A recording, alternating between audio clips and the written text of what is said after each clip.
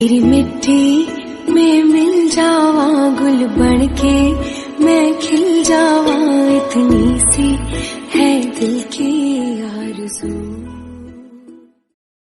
साथियों नमस्कार, ग्लोबल ज्ञान चैनल पे आपका स्वागत है। आज हम बात करेंगे इल्बर्ट बिल के बारे में। इल्बर्ट बिल क्या था और यह विवादित क्यों था?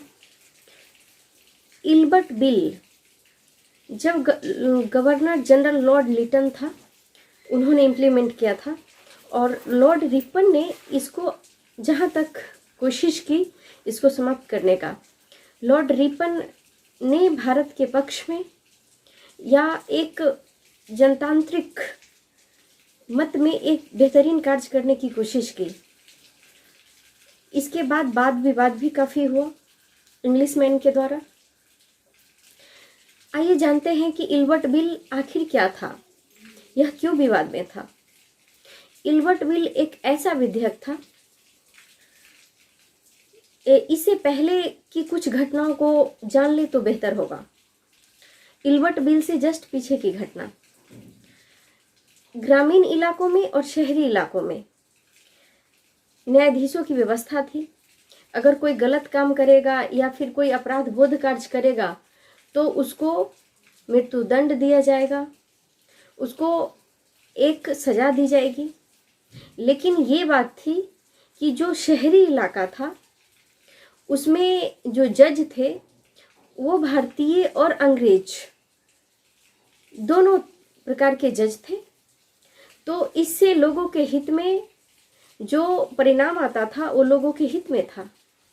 लेकिन ग्रामीण इलाकों में क्या होता था कि जो ब्रिटिश न्यायाधीश थे और जो भारतीय न्यायाधीश थे, तो जो भी अगर यूरोपियन अपराधी कोई अपराध करता है तो उसकी फैसला सिर्फ और सिर्फ यूरोपियन न्यायाधीश ही दे सकते थे। उसको भारतीय न्यायाधीश उसको सजा नहीं दे सकते थे, जिससे भारतीयों के पक्ष में अन्याय होता था। शहरी इलाकों में ऐसा कुछ नहीं था। इस असमानता को दूर करने के लिए लॉर्ड रिपन ने इल्बर्ट विधेयक को पारित किया। वह 1883 में इसको पारित किया, 9 फरवरी 1883 को,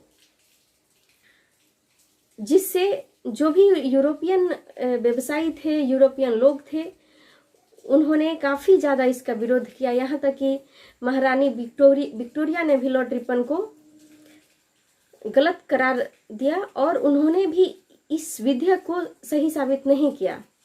लेकिन एक बात समझ लीजिएगा कि आवश्यकता ही आविष्कार की जननी होती है। इस तरह का विवाद शुरू हो गया। भारतीयों के मन में इस तरह की कुंठाएं उत्पन्न होने लगी कि हमारे साथ वास्तव में अन्याय होता है, इस तरह का कार्य नहीं होना चाहिए। और इसी का दूरगामी नतीजा था भारतीय राष्ट्रीय कांग्रेस, जो 28 दिसंबर 1885 की स्थापना हुई थी, उसकी नींव पड़ी। चलिए हम पक्षों से ज़्यादा भटकने का कोशिश नहीं करेंगे। तो इल्बर्ट बिल में मेन रूप से जो भारतीय न्यायाधीश थे उनको यूरोपियन अपराधियों के प्रति न्याय करने की आज़ादी नहीं थी। उसका न्याय सिर्फ और सिर्फ यूरोपियन न्यायाधीश ही कर सकते थे। और जो ग्रामीण इलाकों में जो भी मजदूर वर्ग के लोग थे, उसके साथ जो यूरोपियन लोग थे वो काफ़ी गलत और अपराधबोध कार्य करते थे। और यह मामला जब कोर्ट में जाती थी, जब सेशन न्यायाधीश के पास जाता था, तो वह मामूली सा उसे दंड दे करके छोड़ दिया करते थे, क्योंकि वह भी एक यूरोपियन न्यायाधीश थे और यूरोपियन अपराधियों के पक्ष में हमेशा परिणाम को घोषित करते थे, जिससे हमेशा अन्याय की स्थिति बनी रहती थी। साथियों, आशा करती हूँ यह वीडियो आपकी प्रतियोगी परीक्षाओं में जरूर कारगर साबित होगी। बहुत बहुत धन्यवाद। नमस्कार।